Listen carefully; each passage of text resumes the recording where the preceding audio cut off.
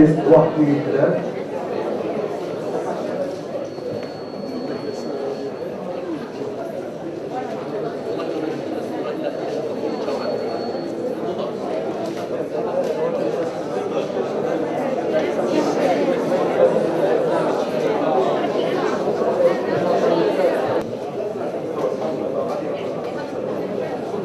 بسم الله الرحمن الرحيم.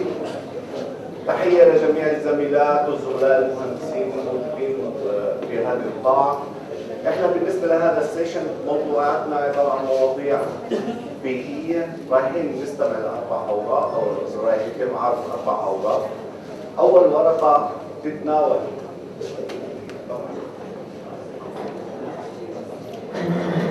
يتم عرضها من المهندسة ربا الأدهم. عندنا احنا خريجة الجامعة الأردنية في كلية في قسم الهندسة الكيماوية، بعدها عملت ماستر في جامعة النجاح الوطنية. عنوان البيبر هو عبارة عن removal of polyphenols from olives milk wastewater using activated olive stones.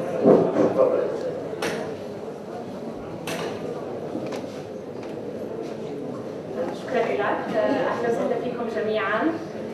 انا سعيده بمشاركتي في هذا المؤتمر، واسعد اني حتطرق لموضوع بعنى باداره مخلفات معاصر الزيتون في فلسطين خلال موسم الزيتون اللي هو هلا، حتى شوي نحس بالاسنس لهذا الموضوع. Today I'm going to present a paper reflecting part of my thesis work in water and environmental engineering from Al-Najah National University, under the title of Removal of Polyphenols from Olive Mill Wastewater Using Activated Olive Stones، أو إزالة مركبات الفينول من المياه العادمة لمعاصر الزيتون باستخدام زيت الزيتون المنشط.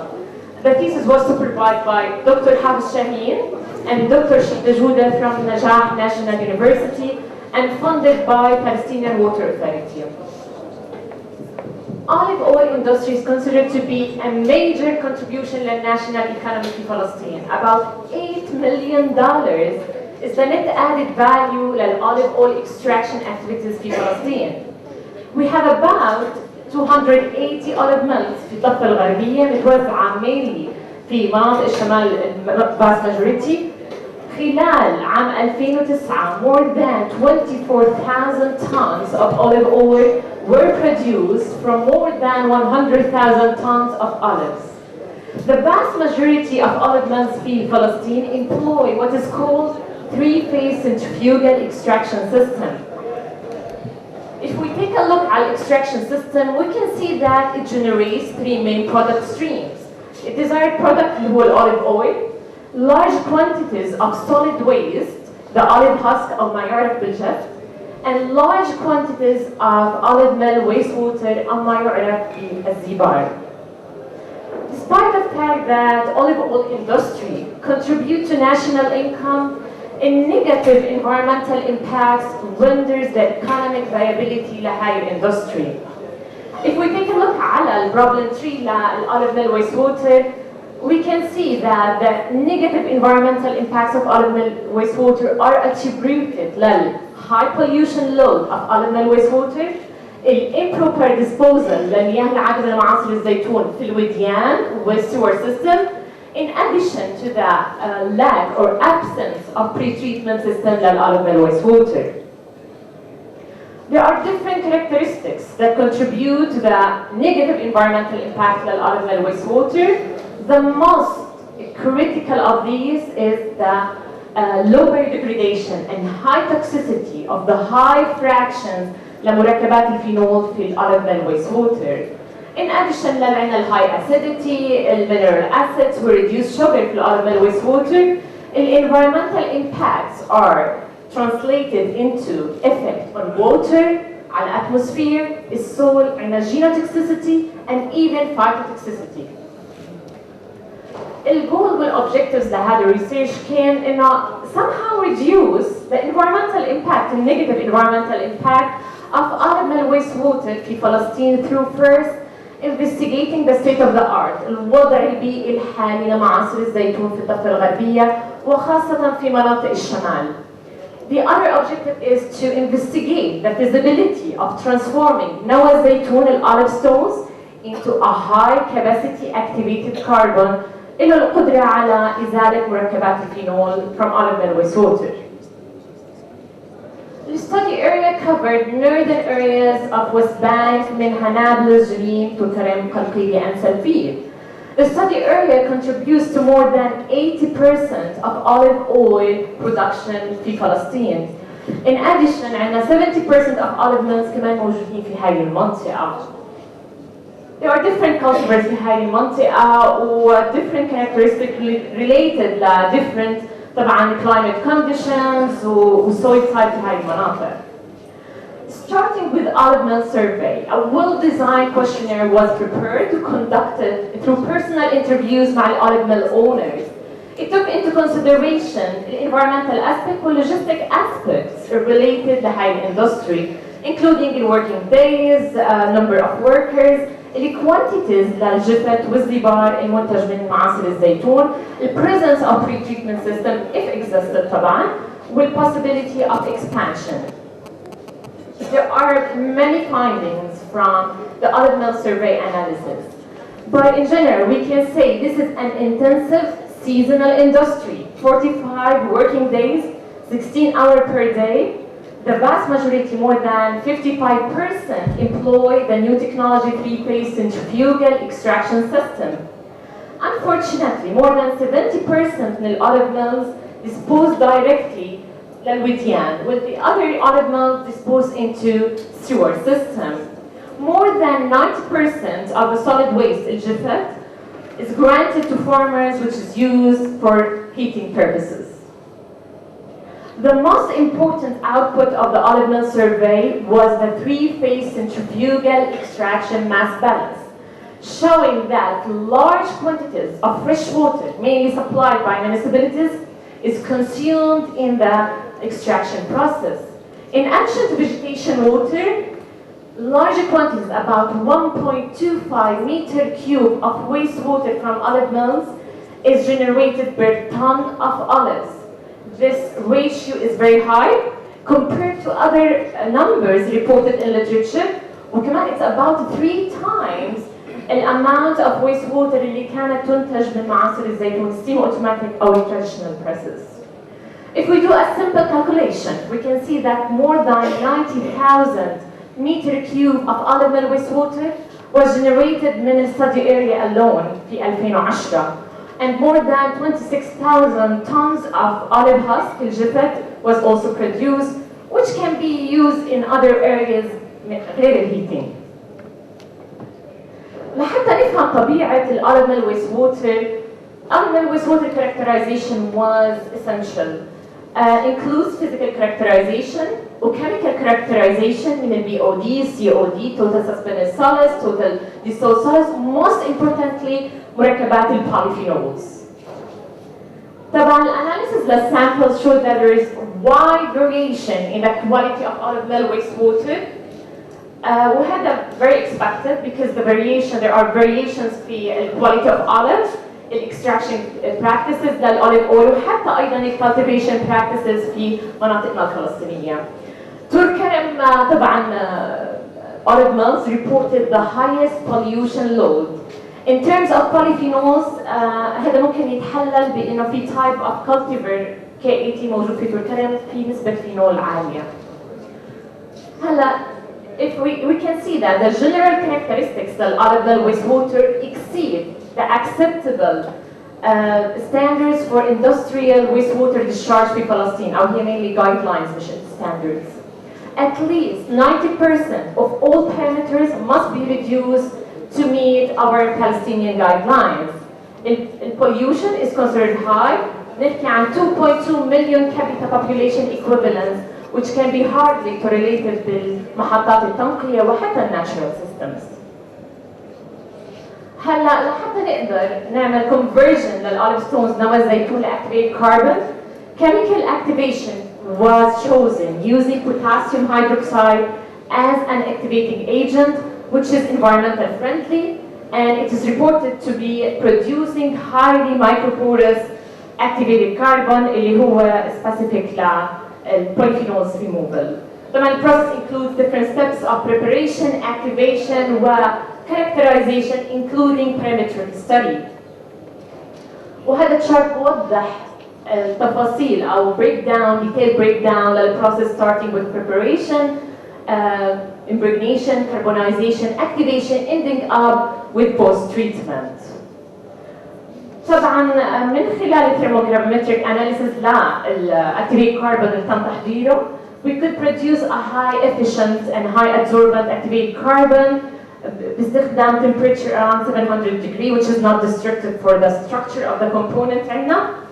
و at low impregnation rate 1:1 potassium hydroxide olive stones, we could produce a high capacity activated carbon. هذا is reflecting the feasibility للprocess عندنا. طبعا تم تحليل characteristics activated olive stones باستخدام PET surface area analyzer.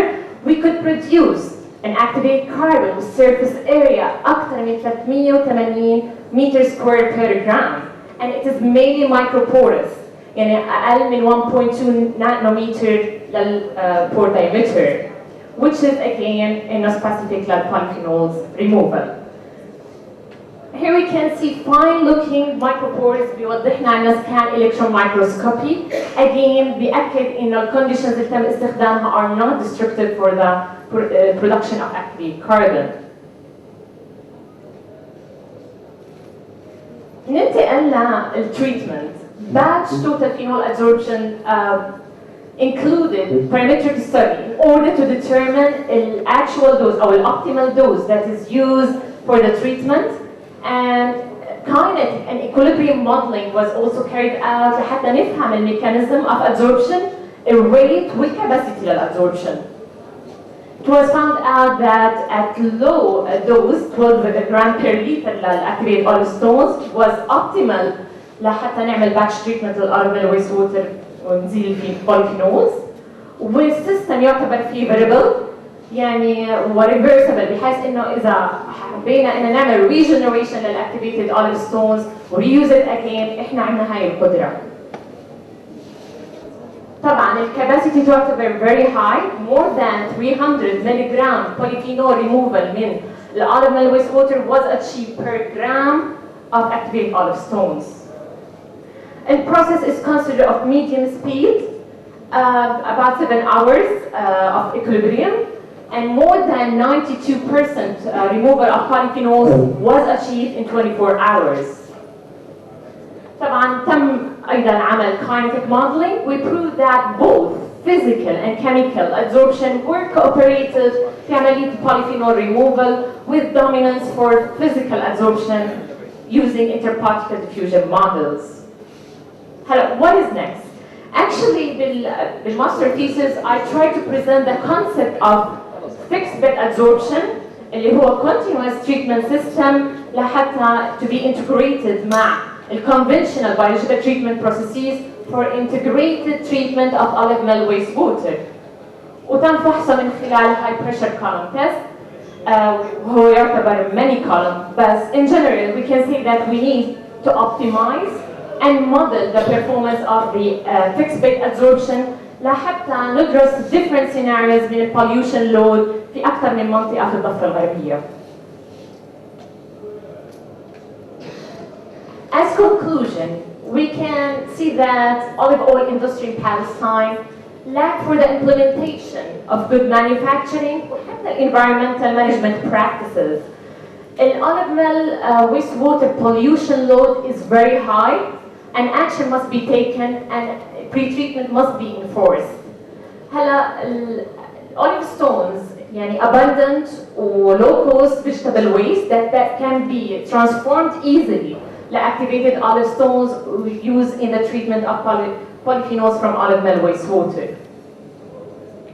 As conclusions, there are many recommendations, among which that we are so in need of functional olive sector strategy, taking into consideration مواضيع environmental impacts of olive mill wastewater.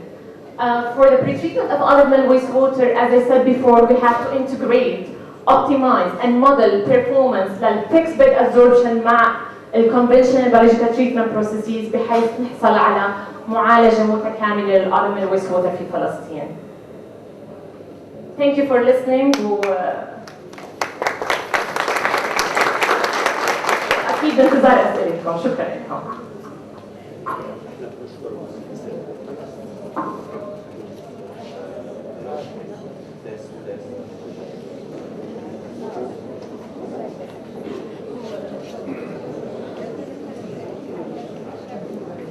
طبعا احنا بنشكر المهندسة على هذا العرض. الورقة التالية راح يتم عرضها من المهندس فخري الصدفي.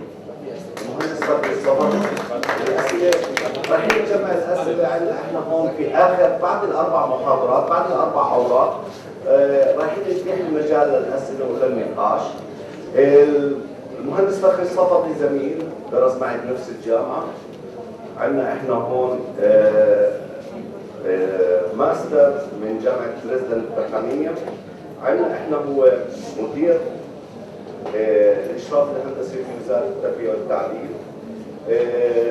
بشارك في عدة جمعيات مهندسين بلا حدود. وعندنا احنا هون بقوم بتدريب المهندسين. الورقة العلمية تبعته بعنوان Green Schools Requirement. عندنا احنا هون اللي هو MOHE Experience. اتفضل مشكور.